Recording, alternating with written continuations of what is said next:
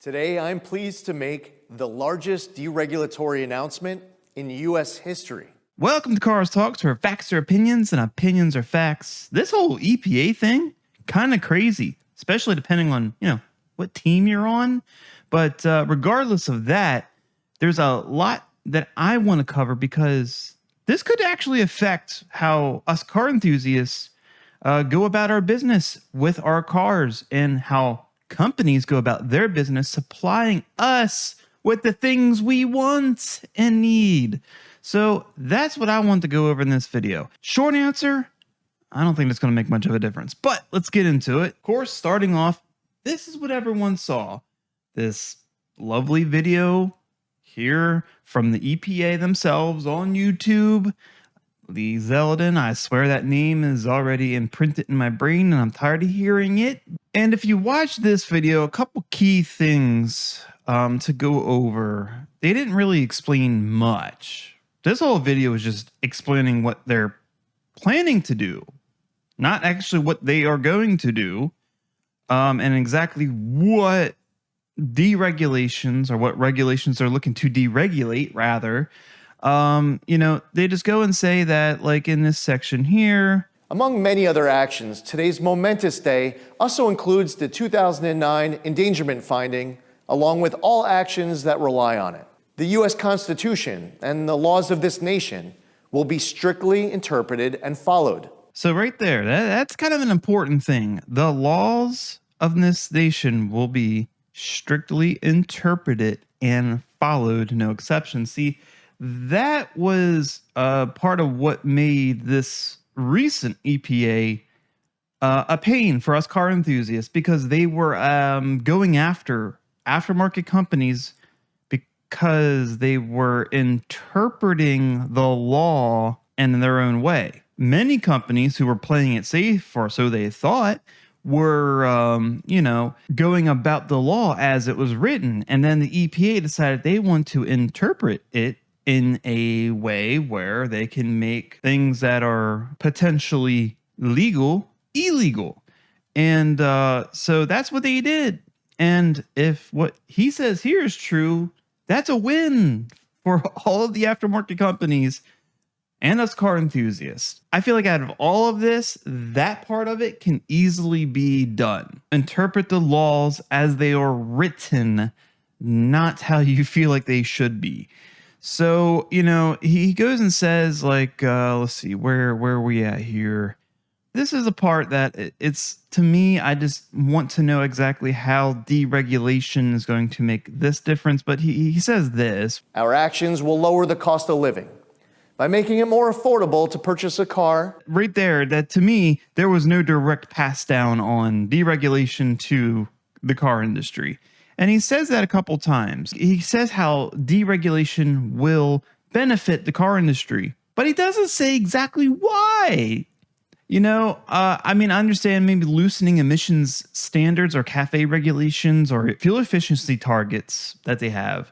Okay, I can understand that. But then again, auto manufacturers they've been forced to do this for so long that they don't really have a reason to not continue with the technology they already developed, because they had to make more fuel efficient cars. And perhaps maybe they can, save some money here and there because they don't have to maybe put in certain emissions equipment like they do. Maybe they can make more performance oriented cars easier because EPA guidelines aren't as strict. But as far as making cars cheaper, the only way I could possibly see these deregulations trickling down to that is if energy is cheaper, then that should aid in cheaper manufacturing. But that's all assuming manufacturers pass the cost to the consumer, which they almost never do.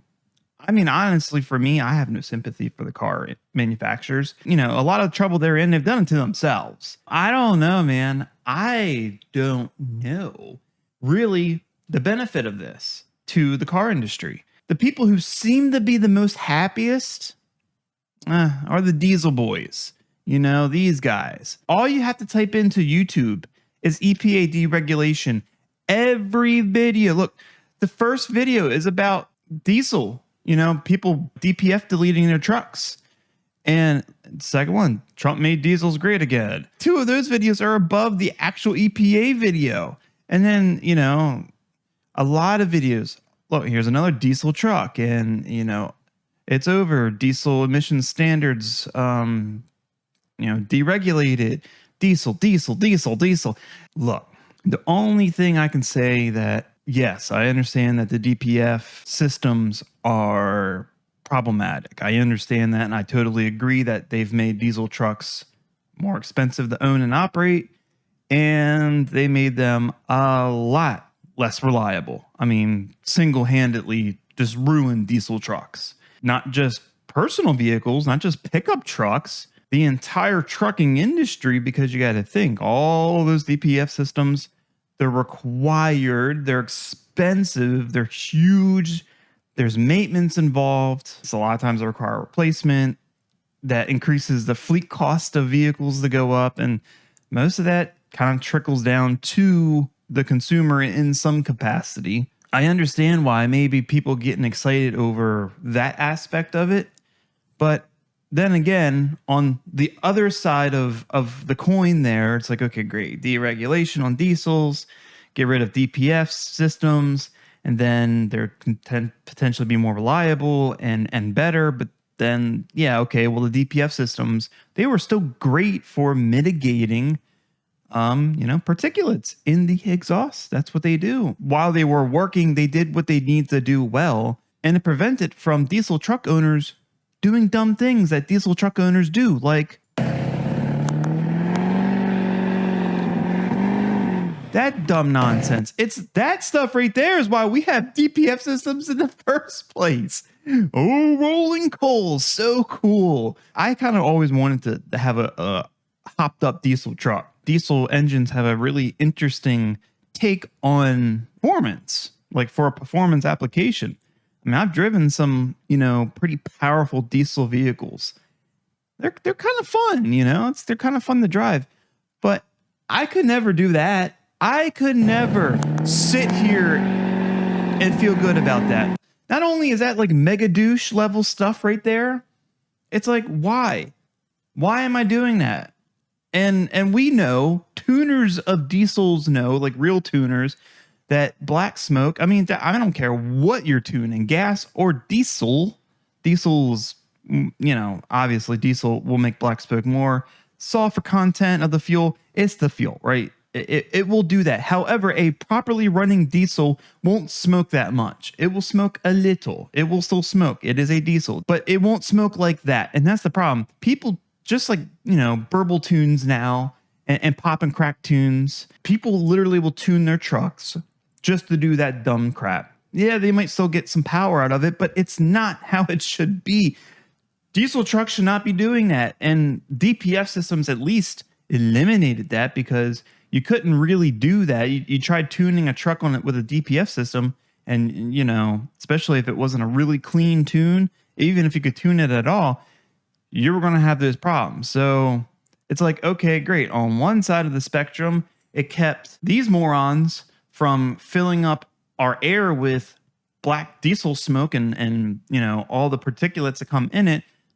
Then it, made trucks more liable. So it's like, damned if you do and damned if you don't. Which way do you go with it? I mean, you're never going to stop these guys. These guys are ripping them off in the first place. So maybe if this indeed passes through where they don't have to worry about DPF systems, are manufacturers still going to put them on? And if they're not mandated, will manufacturers still use them because they've already invested in the manufacturing, the parts suppliers, the tooling, and the engineering for the vehicles?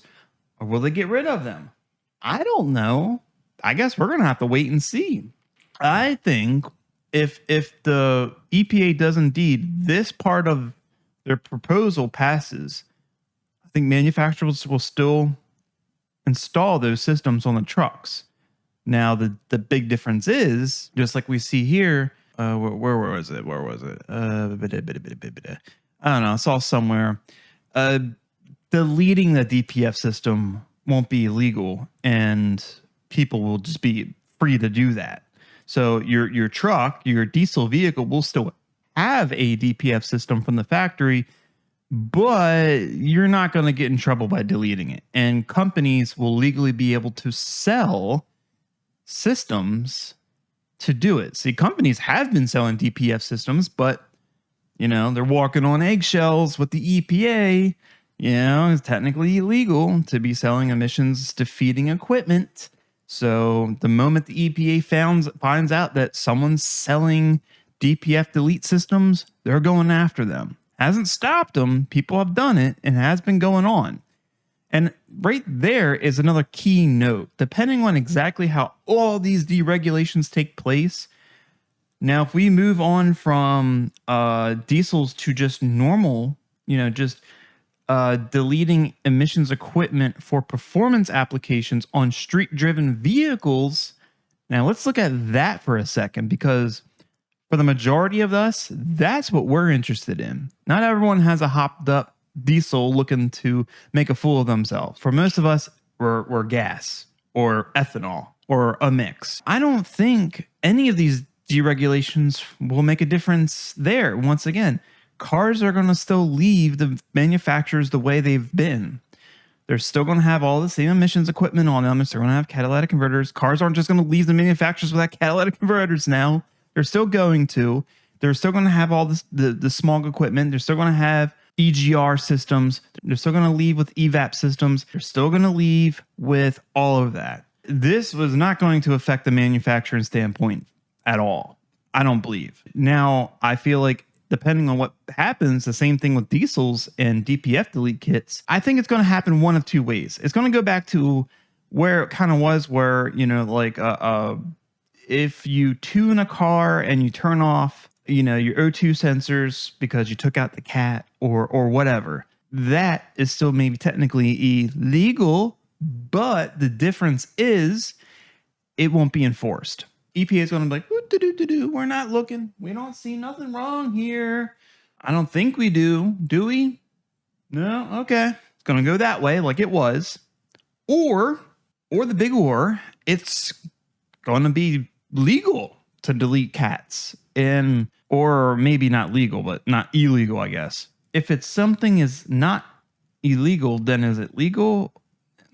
Whatever. That's probably the lesser of the two possibilities. All the laws are still going to be in place, still can't tamper with emission systems, but they're not going to go after companies. They're not going to sit there and constantly, big brother aftermarket companies for selling these things. Because you got to think, man, realistically, out of all the cars on the road, us car enthusiasts, we're the smallest percent of people on the road. There's probably more free emissions or just old cars on the road because people can't afford a new car that are probably a lot more dirty in the sense of air pollution than there are modified modern cars on the road that have deleted emissions systems or that are tuned or whatever the case may be. So I think that's more or less how that side of it's going to go.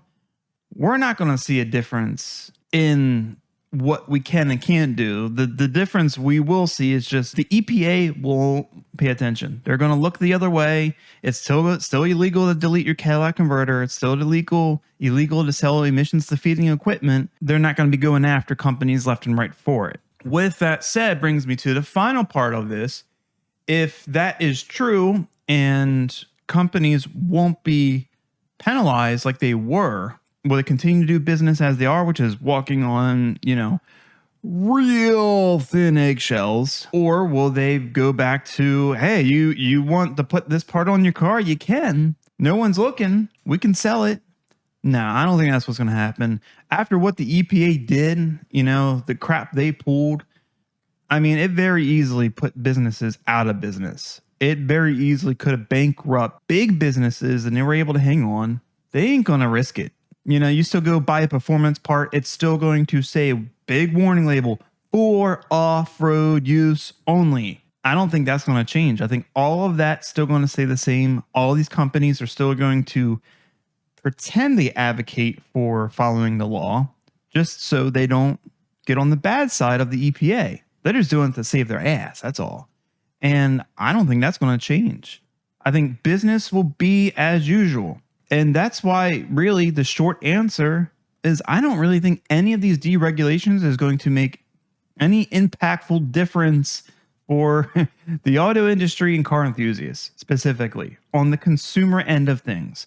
Because I feel like any savings that the auto industry gets from maybe cheaper energy won't be passed down to the consumer. DPF deletes become legal or not illegal. Trucking industry can delete DPF systems and maintain their fleet longer with less maintenance intervals, and overall reducing their cost to maintain their fleet, overall reducing their cost of operation, reducing the cost of freight. Probably that will make a little impact on things, but not significant, savings. That definitely won't make any probably significant savings on car stuff. Especially if everything gets offset by tariffs, it's like pick and choose which way you want to get rammed. And then I don't think it's really going to make a difference for aftermarket parts.